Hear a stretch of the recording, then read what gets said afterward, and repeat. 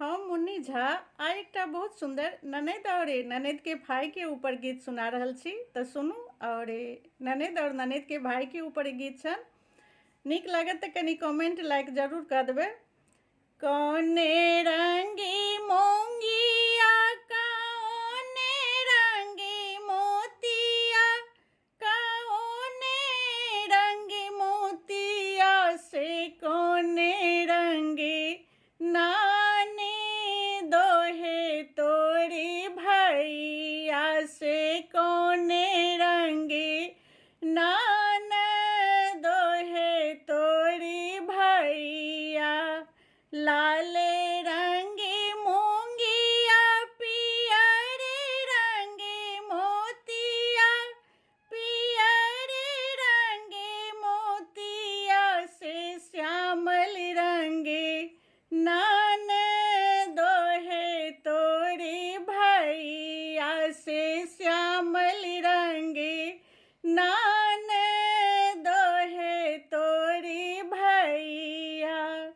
कहाँ शोभे मूंगिया कहाँ रे शोभे मोतिया कहाँ रे शोभे मोतिया से कहाँ शोभे नाना दोहे तोरी भैया से कहाँ शोभे नाना दोहे तोरी भैया।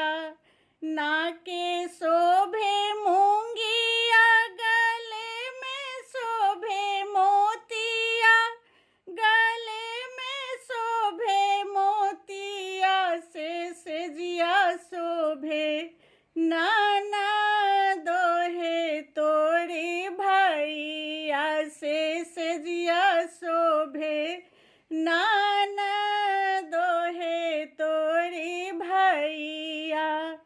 टूटी जई है मूंगिया टूटी जई है मूंगिया छिड़ियाई जई है मोतिया छिड़ियाई जई है मोतिया बिछड़ी जई है नाना दोहे तोरी भैया बिछड़ी जई है नाना दोहे तोरी भैया।